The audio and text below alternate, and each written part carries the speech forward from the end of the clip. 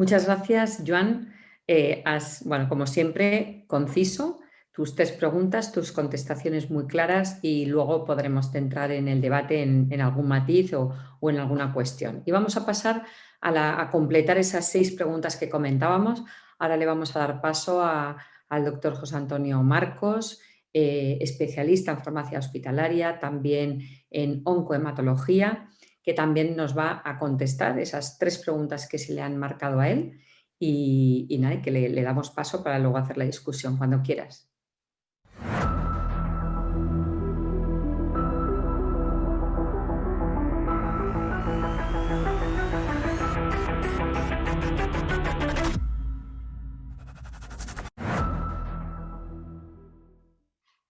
Buenas tardes y muchas gracias, Ruth, por la presentación. Antes de nada, me gustaría agradecer a la Fundación ECO la invitación para participar en esta mesa de debate y tener la oportunidad de compartir mesa con el doctor Camps, con Joan y, por supuesto, también con Ruth Pera. Bien, vamos a comenzar o a intentar dar respuesta a estas 3 preguntas que nos han puesto y que básicamente también vamos un poco a reforzar esas respuestas de Joan que hemos visto en el primer bloque. La primera pregunta es: ¿qué acciones propondríamos para aumentar el uso de biosimilares? Bien, yo creo que hace poco tiempo han salido a la luz diferentes documentos, como el posicionamiento de la Asociación Española de Medicamentos de Biosimilares, o por ejemplo el Plan de Acción para fomentar la utilización de los medicamentos reguladores, entre ellos los biosimilares, que sacó a la luz el propio Ministerio, donde proponían algunas acciones que vamos a comentar ahora y que seguramente pues estaremos de acuerdo en muchas de ellas y en algunas mejor no tantas, ¿no? O no sean tan fáciles de implementar. Bien, ¿qué acciones? Yo creo que la primera es informar y formar sobre los medicamentos biosimilares, tanto a los profesionales de la salud, médicos, farmacéuticos, enfermería, como también poder desarrollar diferentes programas de educación sanitaria dirigida a los ciudadanos y a los pacientes, ¿no? Que se entienda bien qué es un biosimilar, qué nos aporta este fármaco y quitar esos miedos o esos prejuicios que pueden haber, ¿no? Y otras diferentes acciones podrían ser pues, algunos impactos mediáticos, como campañas de impacto social, de crear el día o semana del biosimilar, donde se puede hacer más hincapié. Entre otras medidas, también para incrementar la utilización de biosimilares, pues podríamos intentar ir un poco más allá y tener un posicionamiento nacional en materia de intercambiabilidad, siempre y cuando tengan en cuenta la opinión de toda la sociedad científica, lógicamente. Hacer una prescripción por principio activo facilitaría también el incremento. Definir los indicadores de seguimiento de la prescripción, como ha comentado antes el doctor Joan, para ver cuál sería el medicamento más coste efectivo. Quizá otra medida que puede ser más conflictiva puede ser la implementación de incentivos de diferentes tipos para aumentar la prescripción de estos fármacos.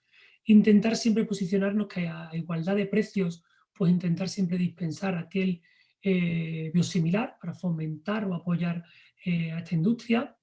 Intentar armonizar la legislación y, ¿por qué no?, compartir las experiencias de otros países miembros de la Comunidad Europea que tienen mejor índice de mercado en los biosimilares y, ¿por qué no?, copiar estas medidas o, ¿por qué no?, políticas que hacen que aumenten la utilización de biosimilares. Y también, ¿por qué no?, prevenir aquellas estrategias que pueden ser identificadas como anticompetitivas. Luego tendríamos un poco, para terminar este primer bloque, podríamos, aunque repito que quizá ya sea más, se nos escapa un poco a nosotros, sería intentar reducir la necesidad de ensayos confirmatorios, como ha comentado antes el compañero, ¿no? Que quizá no sean necesarios llegar a realizar esos ensayos clínicos fase 3 y que puedan ser incorporados antes los biosimilares. Intentar disminuir esa barrera de fijación de precio y reembolso, intentar que tengan un precio justo que sea atractivo para la industria que desarrolle y comercializa estos medicamentos. Y, ¿por qué no?, otro paso importante sería favorecer, mediante algún tipo de incentivos, la fabricación de estos biosimilares en el territorio de la Comunidad Europea, más que nada para intentar evitar el desabastecimiento que a veces tenemos de algunos fármacos importantes. Bueno, yo creo que son medidas, algunas más fáciles que otras, algunas seguramente compartamos que pueden ser muy positivas, otras quizás menos, y que podemos discutir ahora en el debate. Y con esto, bueno, sería un poco la respuesta a la primera pregunta.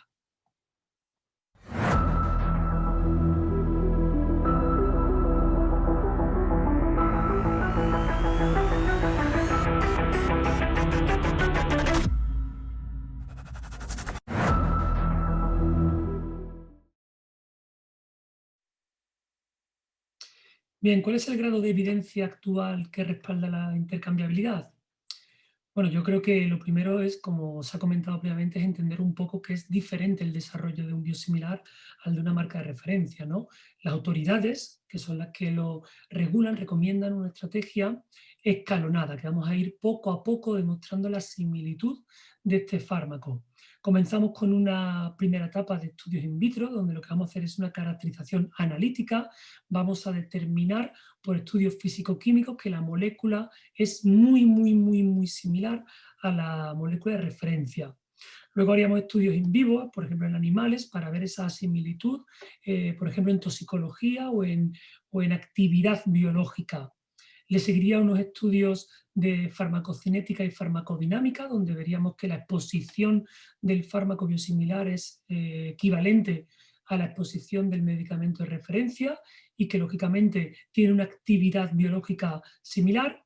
Y terminaríamos al final con ese estudio clínico, ese estudio que vemos de confirmación, donde vamos a demostrar la ausencia de diferencias clínicamente significativas. Aquí vamos a valorar tanto la seguridad, la eficacia como la inmunogenicidad. Pero es que además esta primera fase no son pruebas pequeñas, sino que es un estudio muy exhaustivo de diferentes pruebas físico-químicas que, como decimos, lo que pretendemos es determinar que la molécula biosimilar es equivalente o estructuralmente o analíticamente es similar a la de referencia. Y si es similar en estructura y vemos que tiene una actividad biológica también similar, entendemos que la actividad o la eficacia va a ser la misma. ¿Y cómo hacemos la extrapolación o cómo se justifica este tipo de situación? Bien, porque respondemos a 4 preguntas. ¿Es el mismo mecanismo de acción en todas las indicaciones? En cuanto a la farmacocinética y la farmacodinámica, ¿es igual y la distribución es similar a las poblaciones de pacientes? La inmunogenicidad, ¿esperamos que la inmunogenicidad sea similar si tratamos a poblaciones diferentes? Y por último, ¿esperamos que la toxicidad sea similar en las diferentes indicaciones y poblaciones de pacientes? Cuando respondemos a estas 4 preguntas y son afirmativas, podemos confirmar que la molécula puede ser extrapolada a otras indicaciones. Por lo tanto, la molécula es similar. Y además, así lo dicen las agencias regulatorias, que así lo recogen en su dossier para la aprobación de estos fármacos. La extrapolación es posible siempre que respondan a estas 4 preguntas, tanto para la FDA, la EMA y la Organización Mundial de la Salud.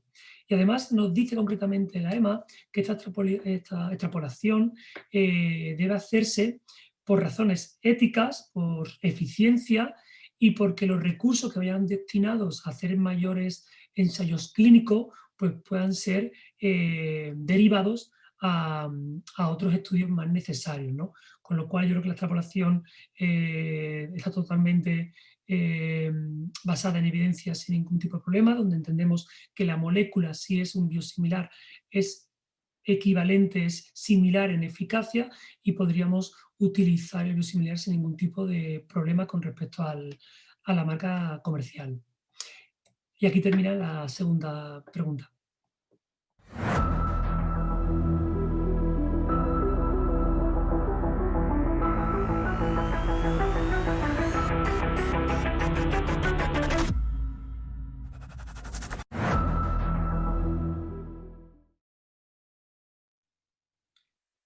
Y quizá la última pregunta, también muy interesante, ¿cómo podría impactar el uso de biosimilares en la sostenibilidad, ¿no? Tanto que hablamos?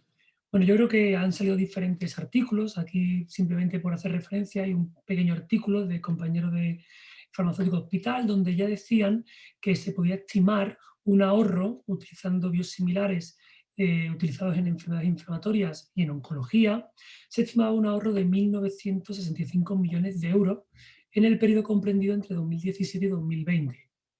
Luego tenemos aquí también un análisis realizado por la Universidad Complutense de Madrid, donde hizo un estudio que quizá comparto con vosotros. Se hizo un análisis retrospectivo del 2009 al 2019, donde con la utilización de 13 principios activos biosimilares se consiguió un ahorro de 2.306 millones de euros en esos 10 años. Pero también se hacía un análisis prospectivo donde se veía que entre el 2020 y el 2022 se prevé, con la utilización de 17 principios activos de biosimilares, un ahorro de 2.856 millones de euros. Eso hace un total de 5.162 millones. Sí que compartir que los datos, por ejemplo, para ver un poco el impacto, el gasto farmacéutico hospitalario en el 2019 fue de 6.613 millones de euros. Si ven en la pantalla y ven los últimos años, 2020, 2021, 2022, donde hay mayor número de moléculas de biosimilares, donde se empiezan a incorporar más moléculas o se empiezan a incorporar con mayor cuota de mercado, vemos que podemos hacer una estimación de unos 1.000 millones de euros por año en cuanto a ahorro. Esto supondría un 15% del total del gasto farmacéutico hospitalario, con lo cual el impacto es importante.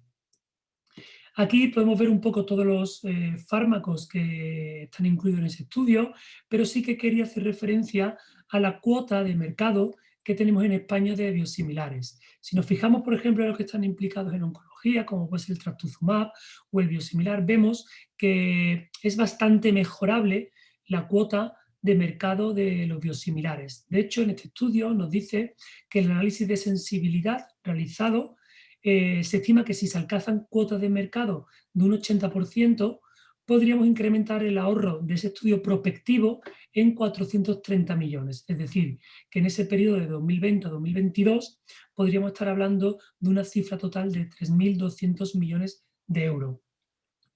Y si nos centramos un poco en oncología, estos son los fármacos utilizados en oncología.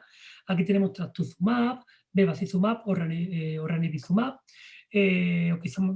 Trastuz y Beva, donde vemos que la incorporación de Beva ya se estimaba que iba a ser en el 2021, con lo cual la cuota de mercado es todavía pequeña, pero que irá incrementando. Y aquí vemos un poco el coste total de esto, mejor dicho, el ahorro total de estos fármacos. En definitiva, el impacto, ¿cuál sería? Pues sin duda es la mejora del acceso de la innovación a los pacientes y a los médicos. Creo que es clave para que los laboratorios de moléculas originales orienten sus inversiones en I+D para incorporar o investigar nuevas moléculas. Y además los biosimilares nos aportan innovación en la gestión sanitaria, ¿no? Nos permiten tratar mayor número de pacientes con el mismo presupuesto o, ¿por qué no?, incentivan y aceleran la investigación, así como que aumentan la competencia y bajan los precios. En definitiva, lo que conseguimos es tratar a los pacientes con una misma eficacia, seguridad, pero a un coste menor. Muchas gracias.